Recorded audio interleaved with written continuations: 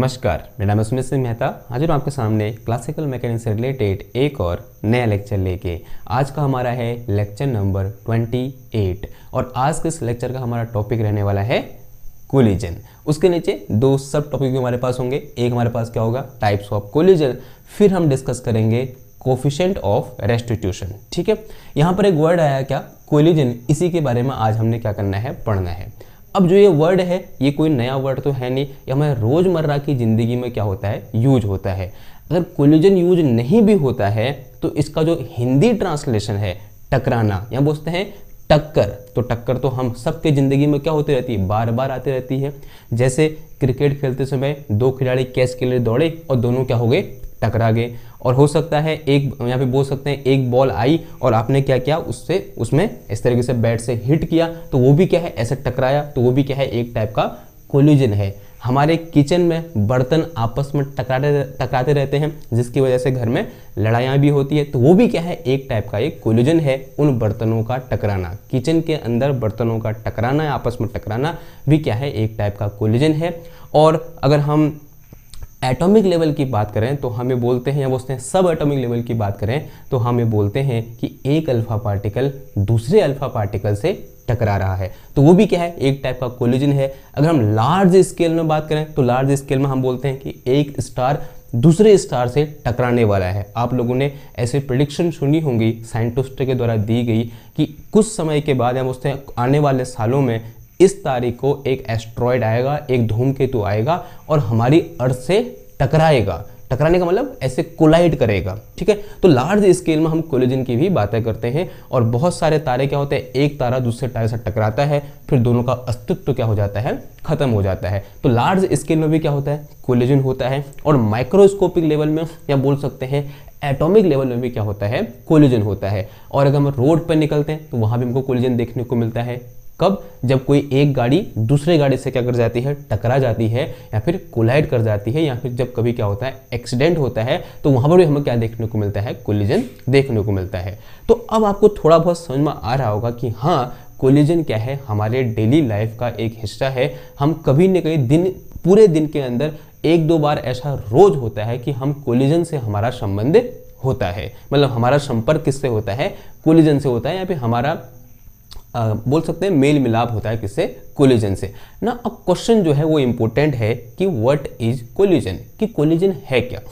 अगर आप थोड़ा बहुत जो अभी तक मैंने आपको एग्जाम्पल दिए, इन एग्जाम्पल को एक बार विजुलाइज करने की कोशिश करें और सोचें कि कोलिजन के दौरान हो क्या रहा है। एक गाड़ी यहाँ से आई, एक गाड़ी यहाँ से आई और दोनों बूम टकराए, फिर अलग हो गए। यही तो होता है ना। ठीक है, यहाँ से एक गाड़ी आई, यहाँ से एक गाड़ी आई, दोनों टप टकराए और फिर क्या हो जाते हैं, अलग अलग हो जाते हैं। अब हो क्या रहा है, this process is called collision. अब इस कोलिजन के दौरान हो क्या रहा है, देखो एक गाड़ी ये है, एक गाड़ी ये है, जैसे टकराएगी तो यहाँ पर क्या लगेगा, ये गाड़ी इस गाड़ी पर क्या लगाएगी, फोर्स लगाएगी। अब यहाँ पर जरा ध्यान सोचो, क्या ये फोर्स बहुत लंबे समय तक लग रहा है, या बोल सकते हैं एक छोटे से टाइम इंटरवल के लग रहा है, एक छोटे से टाइम इंटरवल के लग रहा है। तो हम ऐसे डिफाइन करते हैं कि मान लिया हमारे पास कोई एक सिस्टम है और हम ये बोलेंगे कि वो सिस्टम कैसा है, एक आइसोलेटेड सिस्टम है, या बोल सकते हैं एक क्लोज्ड सिस्टम है। आइसोलेटेड सिस्टम क्या होता है, ऐसा सिस्टम जिसका बाहरी दुनिया से कोई भी लेना देना नहीं होता है। उसी को हम कभी कभी क्लोज सिस्टम भी बोल देते हैं। कहने का मतलब ये है कि उस सिस्टम से मैटर न तो बाहर जा सकता है और न ही मैटर अंदर आ सकता है। ठीक है, तो वो क्या है, एक क्लोज सिस्टम है। माना किसी एक क्लोज सिस्टम मेरे पास दो बॉडी है, और एक बॉडी ये है और एक बॉडी ये है, और दोनों बॉडी ने क्या किया, एक दूसरे पर एक वेरी शॉर्ट टाइम इंटरवल के लिए फोर्स लगाया। Then this process is known as collision. तब उस प्रोसेस को हम क्या बोल देते हैं, कोलिजन बोल देते हैं। और जो मैंने अभी तक आपको बताया या फिर बोला, उसी को मैंने यहाँ पर इस तरीके से अंग्रेजी में लिख दिया है। ठीक है, तो क्या करो, रोज करो, फटाफट से कॉपी पेन निकालो और हेड डालो क्या, कोलिजन, और उसके आगे ये लिखना स्टार्ट करो। क्या लिखा देखो, एक बार पढ़ो मैं। For an isolated system, isolated system क्या होता है आप सब जानते हैं, मतलब अभी मैंने बताया कि ऐसा सिस्टम जिसका बाहरी दुनिया से कोई भी लेना देना नहीं होता है, उसे हम क्या बोलते हैं, आइसोलेटेड सिस्टम बोलते हैं। व्हेन टू और मोर देन टू, अभी तक मैंने सिर्फ दो ऑब्जेक्ट की बात की, दो बॉडीज की बात की थी, तो दो से अधिक भी हो सकते हैं। टू और more than two bodies exert force on each other, क्या करेंगे, जब वो एक दूसरे पे क्या लगाते हैं, फोर्स लगाते हैं। कंडीशन क्या है, फॉर रिलेटिवली शॉर्ट टाइम, यानी रिलेटिवली बहुत कम समय के लिए क्या लगाते हैं, वो फोर्स लगाते हैं। Then we said bodies are colliding, या बोल सकते हैं इस पूरी प्रोसेस को हम क्या बोलते हैं, कोलिजन बोलते हैं, या हम ऐसा बोलते हैं कि ये दो बॉडी क्या कर रही हैं, कोलाइड कर रही हैं। ये बात समझ में आई आपको। नाउ अब यहाँ पर कुछ बातें इस फोर्स के बारे में, जो ये कौन सा फोर्स यहाँ पर लग रहा है, जिस फोर्स की हम बात कर रहे हैं, एक खासियत तो क्या है इस फोर्स की, ये फोर्स रिलेटिवली शॉर्ट टाइम के लिए लग रहा है, यानी बहुत कम समय के लिए ये फोर्स उन दो बॉडीज के बीच लग रहा है। इसकी दूसरी कंडीशन ये होती है, हम बोलते हैं इसकी दूसरी खासियत ये होती है कि this force is relatively strong. देखो जहाँ यहाँ पर क्या है मेरे पास, माना ये ऑब्जेक्ट ऐसे आया, ये माना ये एक हाथ ये है और एक हाथ ये है, ये कोलिजन हुआ। अब देखो इस कोलिजन के दौरान क्या इन दो हाथों पर ग्रेविटी लग रही है, नहीं लग रही है? आंसर है हाँ जी, लग रही है। लेकिन जब ये दो बॉडी क्या करी, कोलाइड करी, देन इन कोलिजन के दौरान जो मेरे पास फोर्स है वो क्या है, यहाँ पर जो अदर टाइप के फोर्स हैं जैसे एयर फ्रिक्शन है या बोलते हैं ग्रेविटी है, इनके कंपेयर में क्या है, ये जो फोर्स है वो रिलेटिवली स्ट्रॉन्ग है। तो this force is strong in compare to other forces. जितने भी फोर्सेस यहाँ पर और हैं जैसे ग्रेविटी है, एयर फ्रिक्शन है, उनके कंपेयर में जो ये क्या है मेरे पास, कौन सा फोर्स है, ये कोलिजन वाला फोर्स है, या फिर जो फोर्स इन दो बॉडीज के भी लग रहा है इस टकराने के दौरान, ये क्या है, रिलेटिवली स्ट्रॉन्ग है। ये क्या है, इसकी दूसरी खासियत है। पहली खासियत तो क्या है, वो यहीं पर लिखी है, ये क्या लग रहा है, एक वेरी शॉर्ट टाइम इंटरवल के लिए क्या हो रहा है, लग रहा है। ठीक है, ये बात समझ में आई। ओके, अब यहाँ पर एक चीज और, क्या कोलिजन होने के लिए, अब क्वेश्चन बहुत इंपॉर्टेंट, ध्यान सुनना बात को, क्या कोलिजन होने के लिए दो बॉडीज का फिजिकली कांटेक्ट में आना जरूरी है? क्या कोई दो बॉडी फिजिकली कांटेक्ट में आए बिना भी क्या कोलाइड हो सकती, नहीं हो सकती? ये बताओ। ठीक है, एक बार सोचो दिमाग में, मैं ये बोल रहा हूं कि ये कोलिजन हुआ, क्या कभी ऐसा भी हो सकता है कि कोई दो बॉडीज हैं और वो दो बॉडी एक दूसरे के कांटेक्ट में आ ही नहीं, लेकिन फिर भी मैं बोल रहा हूं कि उन दो बॉडीज के बीच क्या हुआ, कोलिजन हुआ? क्या कभी ऐसा हो सकता है? आंसर है हाँ जी, ऐसा हो सकता है। देखो फॉर एग्जाम्पल, मान लिया मेरे पास एक अल्फा पार्टिकल है इस तरीके से, और एक अल्फा पार्टिकल ये है। अल्फा पार्टिकल क्या होता है, हीलियम का न्यूक्लियस होता है। कहने का मतलब अल्फा पार्टिकल में कैसा चार्ज होता है, पॉजिटिव चार्ज होता है। नाउ मान लिया ये अल्फा पार्टिकल इस तरह से इस अल्फा पार्टिकल की ओर आ रहा है, फिर क्या होगा, ये इससे कोलाइड होगा। लेकिन यहाँ पर जो कोलाइड होता है ना, कोलिजन का मतलब क्या होता है, फोर्स लगाना। यहाँ पर जो ये अल्फा पार्टिकल इस अल्फा पार्टिकल पर फोर्स लगाएगा, वो कौन सा होगा, इलेक्ट्रोस्टैटिक फोर्स होगा। तो electrostatic force is a force जो किसको फॉलो करता है, एक्शन एट ए डिस्टेंस को क्या करता है, फॉलो करता है। यानी इस अल्फा पार्टिकल को इस अल्फा पार्टिकल के साथ कोलाइड करने के लिए इससे टकराने की जरूरत नहीं है। जैसे ही अल्फा पार्टिकल इसके कहीं आसपास पहुंचेगा, माना यहाँ पर पहुंचा, फिर यहाँ से क्या हो जाएगा, ये अल्फा पार्टिकल यहाँ से गया, फिर यहाँ से क्या हो जाएगा, इस तरीके से डिफ्लेक्ट हो जाएगा आफ्टर कोलिजन। जरूरी नहीं है कि वो उससे क्या आया, फिजिकली कांटेक्ट में आया। क्यों, इलेक्ट्रोस्टैटिक फोर्स के अप्लाई होने के लिए या फिर बोलते हैं प्ले में आने के लिए फिजिकल कांटेक्ट नेसेसरी नहीं है। ठीक है, उसी तरीके से क्या बोलते हैं, मैग्नेटिक फोर्स की हम बात करेंगे। ठीक है, अगर हम एक चुंबक बोल दिया ये है और एक चुंबक बोल दिया ये है, इस तरीके से ये नॉर्थ पोल साउथ पोल और नॉर्थ पोल साउथ पोल, इसको नॉर्थ बोल दो और इसे क्या बोल दो, साउथ बोल दो। अब एक काम करो, इसको यहाँ से ऐसे फेंको, ऐसे फेंको, क्या ये नॉर्थ है, ये भी नॉर्थ है, क्या करेंगे, दूसरे को रिपेल करेंगे, नहीं करेंगे रिपेल। ये इसको मैंने यहाँ से अगर फेंका तो क्या इसको इससे चिपकना या बोलते इस नॉर्थ पोल को रिपेल करने के लिए या इसको बाहर इसको कोलाइड होने के लिए क्या इसका इससे मिलना जरूरी है? नहीं है जरूरी। जैसे ये इसके आसपास पहुंचेगा, इसको क्या कर देगा, ये हटा देगा, यानी इसको हम क्या बोल देंगे, क्या हो गया, कोलिजन हो गया। तो जब भी कोलिजन होगा, जरूरी नहीं है कि दो बॉडीज कैसे आ रही हैं, फिजिकली कांटेक्ट में आ रही है। तो एक्शन एट ए डिस्टेंस से भी क्या हो सकता है, कोलिजन हो सकता है। ठीक है, ऐसे एग्जांपल और ले लो। एक माना प्रोटॉन है, एक प्रोटॉन है और ये दूसरा प्रोटॉन है। ठीक है, प्रोटॉन को हम ऐसे दिखा दें तो एक प्रोटॉन ये है, एक प्रोटॉन ये है, ये इसकी ओर क्या हो रहा है, इस तरीके से आ रहा है। ठीक है, अब जैसे जरूरी नहीं है कि इस प्रोटॉन और इस प्रोटॉन के बीच जब कोलिजन होगा, ये प्रोटॉन इस प्रोटॉन के साथ कहाँ आए, फिजिकली कांटेक्ट में आए। क्यों, क्योंकि इन दोनों के बीच लगने वाला जो फोर्स है वो कौन सा है, इलेक्ट्रोस्टैटिक रिपल्सिव फोर्स है। ये ऐसे जाएगा और इसके इलेक्ट्रिक फील्ड के कांटेक्ट में आते ही ये क्या हो जाएगा, इस तरीके से डिफ्लेक्ट हो जाएगा और हम क्या बोलेंगे, यहाँ पर क्या हो रहा है, कोलिजन हो रहा है। ठीक है, आई बात समझ में। तो क्या है यहाँ पर एक खासियत और पता चली कि for collision there is no need of physical contact. ठीक है, ओके। नाउ अब बात करते हैं किसकी, कि किसी भी कोलिजन को गवर्न करने के लिए दो लॉ क्या होते हैं, इंपॉर्टेंट होते हैं।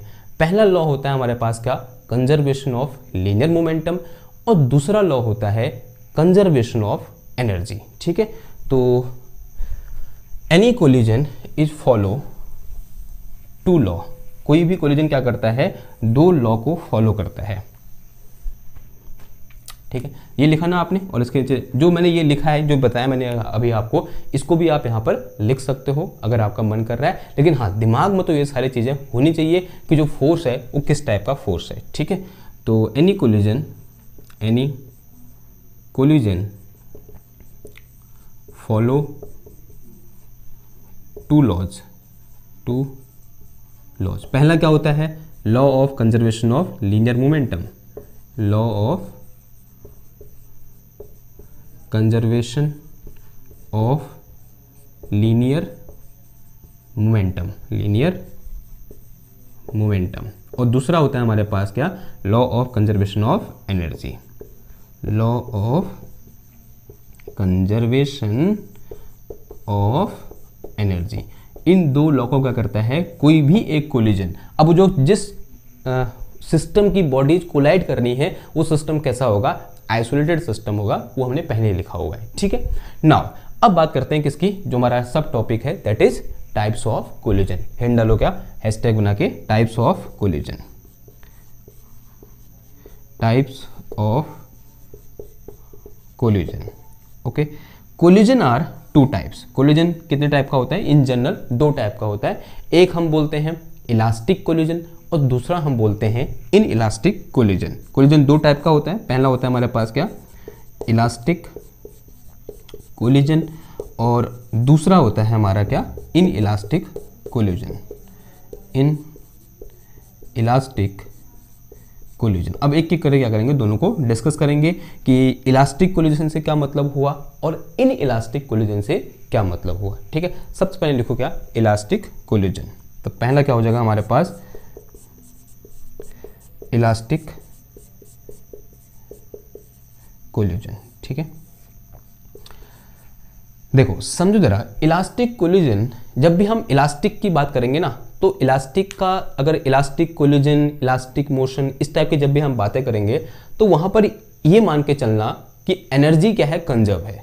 ठीक है, या ऐसा बोल सकते हैं काइनेटिक एनर्जी क्या है, कंजर्व है। जब भी हम इलास्टिक कोलिजन, जैसे मोशन हो रहा है और ये बोल रहे हैं हम कि मोशन के दौरान दो वर्ड टकरा रही है, और कैसा टक्कर हो रही है, इलास्टिक टक्कर हो रही है। ठीक है, ये बॉल यहाँ से मैंने छोड़ी और नीचे टकराई, मैं ये बोल रहा हूँ कि जो कोलिजन हो रहा है वो कैसा हो रहा है, एक इलास्टिक कोलिजन हो रहा है। तो मैं ये बोलूंगा there is no loss of energy, यानी वहां पर किसी भी टाइप की एनर्जी का लॉस नहीं हो रहा होगा।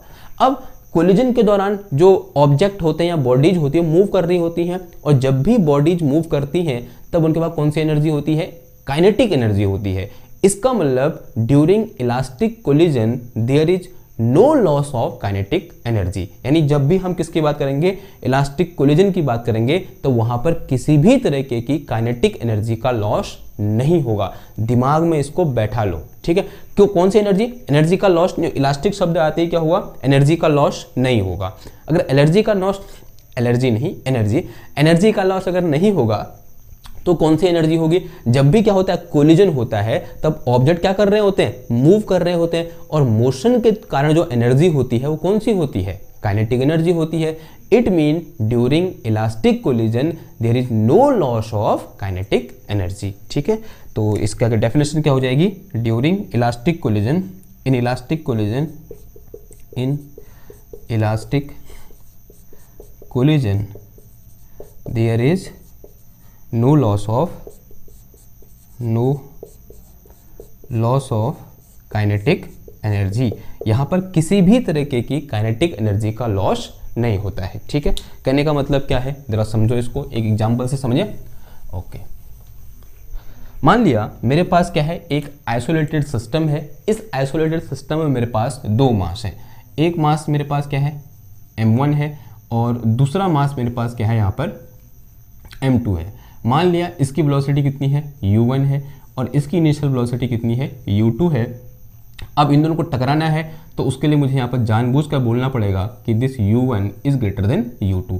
अब कुछ टाइम के बाद क्या हुए, एक वेरी शॉर्ट टाइम इंटरवल के लिए इनके बीच क्या हुआ, इस तरीके से ये कांटेक्ट हुआ, इसने इस पर फोर्स लगाया, इसने इस पर फोर्स लगाया, फिर दोनों क्या हो गए, अलग हो गए। ये मेरे पास अगेन मास में कोई चेंज नहीं है, ये m1 है, ये m2 है और आफ्टर कोलिजन इसका मास m1 ही रहा, लेकिन सिर्फ वेलोसिटी क्या होगी, चेंज होगी। लेट अस से इसकी वेलोसिटी कितनी होगी, v1 होगी और ये मेरे पास जो m2 है वो m2 ही रहेगा, लेकिन इसकी वेलोसिटी कितनी हो जाएगी, चेंज होके v2 हो जाएगी। ठीक है, ये बात समझ में आई। नाउ तो this is a situation before collision और ये क्या है मेरे पास आफ्टर कोलिजन है। If kinetic energy is not, there is no loss of kinetic energy, अगर यहाँ पर कोई भी काइनेटिक एनर्जी का लॉस नहीं हो रहा है तो मैं क्या बोल सकता हूँ, for elastic collision kinetic energy before collision will be equal to kinetic energy after collision. इससे काइनेटिक एनर्जी क्या हो जाएगा बताओ, तो kinetic energy of mass m1 will be equal to half m1 u1 square और इसकी क्या हो जाएगी, हाफ m2 u2 स्क्वायर। इसकी क्या हो जाएगी बताओ, this will be equal to half m1 v1 square और इसकी कितनी हो जाएगी, हाफ ऑफ m2 और ये क्या हो जाएगा v2 square.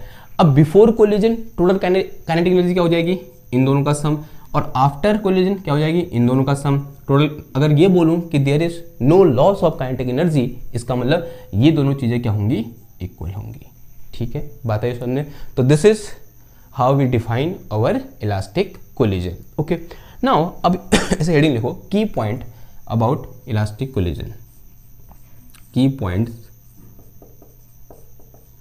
About elastic collision, elastic collision. देखो पहला की पॉइंट क्या होगा, ये तो डेफिनेशन में आ गई, काइनेटिक एनर्जी क्या नहीं होगी, चेंज नहीं होगी। यहाँ बोलते हैं कि there is no loss of kinetic energy. पहला की पॉइंट क्या होगा, एक चीज हमने यहाँ पर डिस्कस की थी, ये जितने भी कोलिजन होते हैं सब किसको फॉलो करते हैं, इन दो लॉ को फॉलो करते हैं, law of conservation of linear momentum और law of conservation of energy को फॉलो करते हैं। तो इसका मतलब पहली चीज तो क्या होगी, जो मेरे पास लीनियर मोमेंटम है वो क्या रहेगा, कंजर्व रहेगा।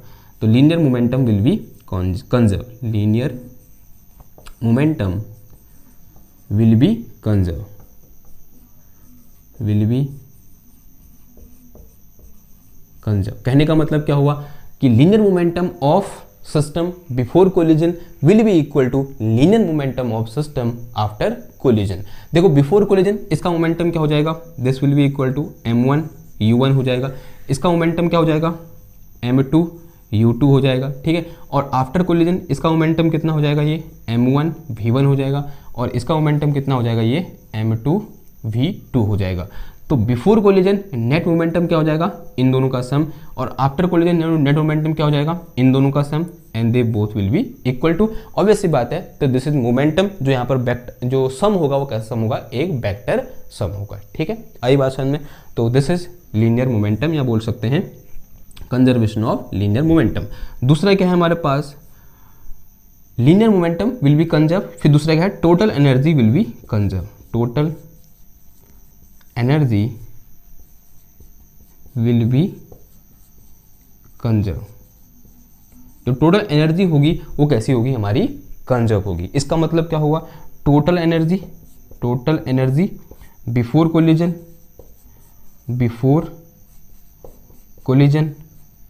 Will be equal to total energy after collision, total energy after collision. ठीक है, आई बात समझना। अब यहाँ पर सिर्फ काइनेटिक एनर्जी है तो यही इसी को हम मॉडिफाई कर सकते हैं कि if it has only kinetic energy. ठीक है, तो इसका मतलब kinetic energy before collision will be equal to kinetic energy after collision. अगर सिस्टम है उसके पास सिर्फ और सिर्फ क्या है, काइनेटिक एनर्जी है। तो अगर काइनेटिक एनर्जी भी है, पोटेंशियल एनर्जी भी है, तो ऐसा बोल सकते हैं हम, ये क्या होता है, टोटल एनर्जी क्या होता है, sum of kinetic energy and potential energy. इसका मतलब क्या हुआ, sum of kinetic energy and potential energy before collision will be equal to sum of kinetic energy and potential energy after collision. ठीक है, okay, ठीक हो गया। तो दीज आर की पॉइंट, एक और की पॉइंट लिखो, ये इसी को भी लिख सकते हो आप। थर्ड की पॉइंट क्या हो जाएगा कि no loss of kinetic energy, no loss of kinetic energy, kinetic energy का यहाँ पर किसी भी तरीके का लॉस नहीं होता है। और चौथा लिख लो, फोर्स इज कंजर्वेटिव, जो फोर्स यहाँ पर लग रहा है वो कैसा होगा, एक कंजर्वेटिव फोर्स होगा, फोर्स इज कंजर्वेटिव, ठीक है। फोर्स कैसा होगा, कंजर्वेटिव फोर्स हो। कंजर्वेटिव फोर्स क्या होता है, ऐसा फोर्स जो पाथ पर डिपेंड नहीं करता है, ठीक है। ओके, तो this is all about elastic collision. अब नेक्स्ट हिंट डालो क्या, इन इलास्टिक कोलिजन, ठीक। उसके लिए मुझे कुछ चीज़ें मिटानी पड़ेंगी। आप एक काम करो, नोट कर लो, हम थोड़ा सा क्या करते हैं, आगे बढ़ते हैं। इसे मिटाऊं मैं, ठीक हो गया।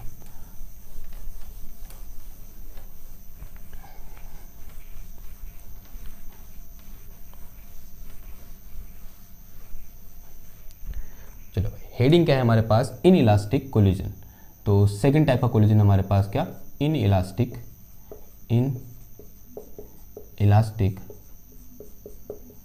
कोलिजन। अब इन इलास्टिक कोलिजन में क्या होगा बताओ, जैसे इलास्टिक कोलिजन में क्या हुआ, there is no loss of kinetic energy हुआ। तो फिजिक्स की दुनिया में जब भी हम इन इलास्टिक शब्द का यूज करेंगे, इसका मतलब वहां पर किसी न किसी फॉर्म में एनर्जी का लॉस हो रहा होगा। अब यहाँ पर हमारे पास अगर मोशन हो रहा है तो एनर्जी कौन सी है, काइनेटिक एनर्जी है। तो हम कह सकते हैं कि यहाँ पर in elastic collision there will be some loss of kinetic energy. तो जब भी हम इन इलास्टिक कोलिजन की बात करेंगे तो वहाँ पर क्या होगा, काइनेटिक एनर्जी का कुछ ना कुछ क्या होगा, लॉस होगा। एक और चीज़, यहाँ पर कुछ एग्जाम्पल हो सकते हैं क्या इन इलास्टिक कोलिजन के। वैसे तो अगर हम अपने चारों ओर नेचर में देखें, कोई भी कोलिजन परफेक्ट इलास्टिक नहीं होता है, लेकिन एटॉमिक लेवल पर जब हम किसी एक सब एटॉमिक पार्टिकल को दूसरे सब एटॉमिक पार्टिकल से क्या कराते हैं, कोलाइड कराते हैं, तब उन दोनों के बीच का जो कोलिजन होता है वो लगभग कैसा होता है, इलास्टिक कोलिजन होता है, ठीक है। तो इलास्टिक कोलिजन की बात हम कहाँ करते हैं, जब हमारे पास एक सब एटॉमिक पार्टिकल या बोलते हैं एक प्रोटॉन दूसरे प्रोटॉन से क्या कर रहा है, टकरा रहा है, तब वो जो कोलिजन होगा वो कैसा कोलिजन होगा, एक टाइप का इलास्टिक कोलिजन होगा, ठीक है। ये बात समझ में आई ना, ये समझ में आ गया, एक एग्जांपल हो गया। ओके, अब बात करते हैं किसी इनइलास्टिक कोलिजन की। तो हमने क्या बोला, ऐसा कोलिजन जिस कोलिजन के दौरान वहां पर क्या हो रहा है, कुछ काइनेटिक एनर्जी का लॉस हो रहा है, तब उसे हम क्या बोलते हैं, इन इलास्टिक कोलिजन बोलते हैं। This is a simple definition of in elastic collision, ठीक है। तो in elastic collision, in elastic collision there is loss of kinetic energy. यहाँ पर क्या होता है, काइनेटिक एनर्जी का कुछ लॉस होता है, ठीक है। और अगर हम ये अज्यूम करें कि मेरे पास एक मास ये है और एक मास ये है, इसको मैंने m1 बोल दिया, इसे मैंने m2 बोल दिया, और इसकी वेलोसिटी मैंने u1 बोल दी इनिशियली, इसकी मैंने क्या बोल दी, u2 बोल दी, and this u1 is greater than u2। और ऐसा है तो कुछ समय के बाद टकराएंगे ये, और वेरी शॉर्ट टाइम के लिए टकराए, और this one is m1, this one is m2। टकराने के बाद क्या हो गए, दोनों अलग हो गए, and this one is m1। Now अब इसकी जो स्पीड है वो कितनी होगी, v1 हो गई है, और ये क्या है मेरे पास m2 है, मास में तो कोई चेंज नहीं आएगा, और इसकी जो स्पीड है वो कितनी हो गई है, v2 हो गई, ठीक है। इसकी v1 है, इसकी कितनी है, v2 है। अब इसकी काइनेटिक एनर्जी कितनी होगी, this will be half of m1 v1 square, इसकी कितनी हो जाएगी, half of m2 v2 square, इसकी कितनी हो जाएगी बताओ, this will be half of m1, sorry ये v नहीं होगा, ये क्या होगा, u होगा, ठीक है, u होगा, माफ करिए हमको, और ये क्या आ जाएगा, u1 square v1 square plus half of m2, और ये कितना आ जाएगा, v2 स्क्वायर। अब ये क्या है, this is kinetic, total kinetic energy before collision, and this is total kinetic energy after collision. तो हम क्या बोल रहे हैं, यहाँ पर कुछ ना कुछ काइनेटिक एनर्जी का लॉस होगा, इसका मतलब ये दो इक्वल नहीं हो सकते। तो इस तरीके से हम क्या कर सकते हैं, अपने इलास्टिक कोलिजन को रिप्रेजेंट कर सकते हैं कि there is, sorry in elastic collision को रिप्रेजेंट कर सकते हैं, या बोल सकते हैं कि इस तरीके से यहाँ पर हम दिखा पा रहे हैं कि यहाँ पर क्या हो रहा है, काइनेटिक एनर्जी का लॉस हो रहा है, ठीक है। आई बात समझ में। नाउ अब यहाँ पर कुछ की पॉइंट, जैसे यहाँ की पॉइंट लिखे तो यहाँ भी लिख दो की पॉइंट। देखो पहला की पॉइंट तो क्या आ जाएगा कि यही आ जाएगा कि लीनियर मोमेंटम यहाँ भी क्या रहेगा, कंजर्व रहेगा। Linear momentum will be conserve, linear momentum is conserve, और दूसरा क्या होगा, total energy is conserve. Total energy conserve रहेगी, लेकिन काइनेटिक एनर्जी का क्या होगा, लॉस होगा। ये क्या है, खूबसूरती है, ठीक है। Total energy is conserve. और थर्ड क्या हो जाएगा, kinetic energy, loss of kinetic energy, loss of kinetic energy. Kinetic energy का क्या होगा, लॉस होगा। तो these are some feature of inelastic collision, ठीक है, ओके ना। अब यहाँ पर अब मैं कुछ चीज़ें आपको बताने जा रहा हूँ। देखो, हमारे नेचर में कोई भी कोलिजन ना तो परफेक्ट इलास्टिक होता है और ना ही परफेक्ट इनइलास्टिक होता है, ठीक है। क्या बोल रहा हूँ मैं, कि हमारे इस नेचर में कोई भी कोलिजन ना तो परफेक्ट इलास्टिक होता है और ना ही परफेक्ट इनइलास्टिक होता है। अब परफेक्ट इनइलास्टिक का मतलब क्या हुआ, देखो पहले एक ये मास था, फिर एक ये मास है, दोनों ऐसे चल रहे हैं, ठीक है। ये टकराए और टकराने के बाद रुक गए, यानी क्या हो गया, complete loss of kinetic energy हो गई। क्या हुआ, ये ऐसे आया, ये जा रहा ऐसे टकराया, टकराने के बाद क्या हुआ, दोनों रुक गए, यानी complete loss of kinetic energy. ना तो कभी ऐसा होता है और ना ही मैं ये बोल रहा हूं कि जितनी काइनेटिक एनर्जी पहले थी एग्जैक्ट उतनी ही काइनेटिक, यहां बोल सकते हैं पहले वेलोसिटी जितनी थी उतनी ही वेलोसिटी अब भी है। यानी वेलोसिटी टकराने के बाद और टकराने से पहले और टकराने के बाद वेलोसिटी में कोई चेंज आया ही नहीं, ऐसा भी नहीं होता। ये कैसा कैसे हो जाएगा, जब चेंज नहीं आएगा, दैट इज इलास्टिक कोलिजन। यानी कौन सा, परफेक्ट इलास्टिक कोलिजन। तो इस दुनिया में हमारे नेचर में न तो कोई कोलिजन परफेक्ट इलास्टिक होता है और ना ही कोई कोलिजन परफेक्टली इनइलास्टिक होता है। अब कैसे पता करेंगे कौन ज़्यादा इलास्टिक है कौन कम इलास्टिक है, तो इसके लिए हम यहाँ पर एक कोफिशिएंट डिफाइन करते हैं। At that coefficient is coefficient of restitution. Head डालो क्या, कोफिशिएंट ऑफ रेस्टिट्यूशन। तो कहाँ लिखो, इधर लिख दो क्योंकि तो हो गया होगा ना। क्या बताता है कोफिशिएंट ऑफ रेस्टिट्यूशन, कि ऑर्डर ऑफ इलास्टिसिटी, यानी कोई भी कोलिजन कितना ज़्यादा इलास्टिक है, इस बात का पता हमको किससे चलता है, कोफिशिएंट ऑफ रेस्टिट्यूशन से पता चलता है।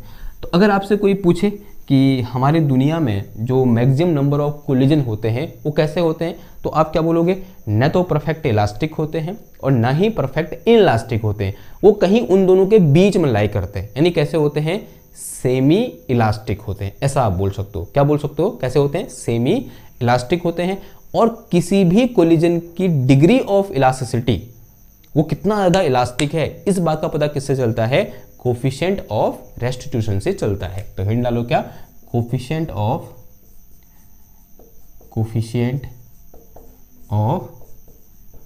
Restitution and it is symbolically represented by ई।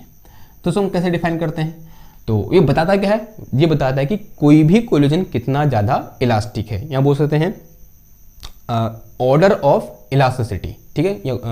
कोई कोलिजन कितना ज़्यादा इलास्टिक है, इसका ऑर्डर किससे पता चलता है हमको, कोफिशिएंट ऑफ रेस्टिट्यूशन से पता चलता है। इसको हम डिफाइन कैसे करते हैं, coefficient of restitution is define as ratio of relative velocity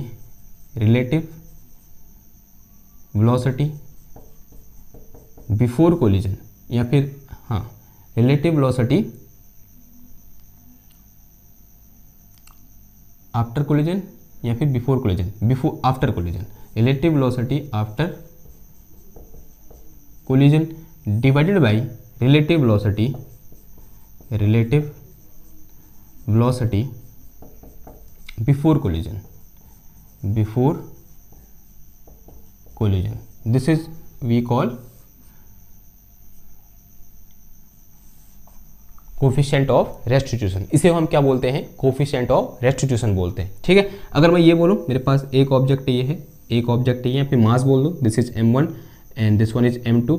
इसकी जो इनिशियल वेलोसिटी है वो u1 है, इसकी कितनी है, u2 है। दोनों क्या करें, कोलैड करें, क्योंकि जो u1 है वो u2 से बड़ा है, ठीक है। इसको मैंने क्या बोल दिया, m1 बोल दिया, इसे मैंने क्या बोल दिया, m2 बोल दिया।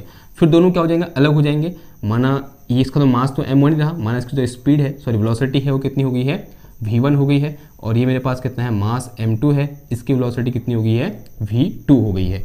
तो बिफोर कोलिजन जो अगर मैं रिलेटिव वेलोसिटी निकालूंगा, या पूछते हैं आफ्टर कोलिजन जो रिलेटिव वेलोसिटी क्या हो जाएगी, v2 माइनस v1, कैसा मोशन हो रहा है, स्ट्रेट लाइन मोशन हो रहा है, तो this will B v2 minus v1। और बिफोर कोलिजन जो रिलेटिव वेलोसिटी है वो कितनी है मेरे पास, u2 माइनस u1 है। ठीक है, आई बात समझ में। तो this is formula of restitution, या पूछते हैं कोफिशिएंट ऑफ रेस्टिट्यूशन। अब अगर मैं बात करूं किसकी, for perfect elastic collision, for perfect elastic collision, अगर मेरे पास जो कोलिजन हो कैसा हो, एक परफेक्ट इलास्टिक कोलिजन हो, इसका मतलब क्या हुआ, थोड़ी देर पहले डिस्कस किया था कि for perfect elastic collision there is no change in relative velocity, relative velocity में कोई चेंज नहीं आएगा। इसका मतलब क्या हुआ, तो for perfect elastic collision v2 minus v1 will be equal to u2 minus u1, तो it give us e equal to 0। तो ये हमको क्या देता है, sorry e equal to 1 not 0, e equal to कितना आ जाएगा, यहाँ पर 1 आ जाएगा। तो in this case for perfect elastic collision e equal to कितना होता है, 1 होता है, या बोल सकते हैं कोफिशिएंट ऑफ रेस्टिट्यूशन कितना होता है, 1 होता है। अगर बात करूँ किसके में, for perfect in elastic collision, for perfect in elastic collision, elastic collision, in elastic collision में क्या बोला मैंने, ये ऑब्जेक्ट यहाँ से आया, टकराया और रुक गया, यानी total loss of kinetic energy. अगर रुक गया तो आफ्टर कोलिजन रिलेटिव वेलोसिटी कितनी होगी, 0 हो गई। तो यहाँ से मेरे पास e इक्वल टू कितना आ जाएगा, 0 upon u2 minus u1 and this will be equal to 0। यानी फॉर परफेक्ट इलास्टिक कोलिजन जो मेरे पास e है उसकी वैल्यू कितनी होती है, 0 होती है। तो इसका मतलब क्या हुआ कि maximum value of e equal to 1 और minimum value of e equal to 0। तो इसका मतलब जो अदर कोलिजन होते हैं परफेक्ट इलास्टिक और परफेक्ट इन इलास्टिक के बीच में, उनके लिए जो e की वैल्यू है वो 0 और 1 के बीच में क्या करती है, लाई करती है। ठीक है, तो for other collision, for all other collision जो e होता है this is greater then 0 but less than 1। जब इक्वल टू 0 होगा तो इन इलास्टिक कोलिजन, और जब लेस देन जब इक्वल टू 1 होगा तब क्या होगा हमारे पास, इलास्टिक कोलिजन। और अगर ऐसे दिखा रखा है तो this is for semi elastic collision. तो ये कंडीशन किसके लिए है, सेमी इलास्टिक कोलिजन के लिए है, या फिर न तो इलास्टिक और न ही परफेक्ट इन इलास्टिक, न तो परफेक्ट इलास्टिक और न ही परफेक्ट इन इलास्टिक। ठीक है, बात है समझ में। तो this is all about collision. Now ये तो क्या हुआ, एक टाइप से कोलिजन का इंट्रोडक्शन हुआ। अब हम क्या करेंगे, जो ये वेलोसिटी हम बात कर रहे हैं कि ये जो क्या मेरे पास u1 है, ये u2 है, ये v1 है, v2 है। अब कोई बॉडी टकराई, मतलब इलास्टिक कोलिजन हुआ या फिर इन इलास्टिक कोलिजन हुआ, तो टकराने के बाद इस m1 की वेलोसिटी क्या होगी, इस m2 की वेलोसिटी क्या होगी, इनके बीच क्या करेंगे हम, रिलेशन स्टेबलाइज करेंगे। वो हमारा क्या रहेगा, आने वाला टॉपिक रहेगा। पहले तो हम 1 डायमेंशन में करेंगे, फिर उसके बाद उसको हम 2 डायमेंशन में क्या करेंगे, देखेंगे। ठीक है, आई बात समझ में। तो इस तरीके से हम आगे बढ़ेंगे। और अगर आपको ये लेक्चर लगता है कि आपके लिए कहीं ना कहीं फ़ायदेमंद है तो क्या करो, इस पूरी लेक्चर सीरीज को, इसी लेक्चर सीरीज को नहीं, जितनी भी लेक्चर सीरीज मैंने बना रखी हैं, चाहे वो क्वांटम मैकेनिक्स में हो, चाहे वो एटॉमिक फिजिक्स पर हो, चाहे वो थर्मोडायनेमिक्स पर हो, चाहे वो काइनेटिक थ्योरी ऑफ गैसेस पर हो, चाहे वो सॉलिड स्टेट पर हो, तो जितनी भी सीरीज बना रखी है उन सबको क्या करो, शेयर करो, क्योंकि वो शेयर करने से ही क्या होगी, उन सब सीरीज की ग्रोथ होगी। ठीक है, और इसी आशा के साथ मैं आपसे विदा लेता हूँ। मैं मिलता हूँ आपसे नेक्स्ट क्लास में एक और नए टॉपिक के साथ। तब तक थैंक यू, धन्यवाद, बाय बाय।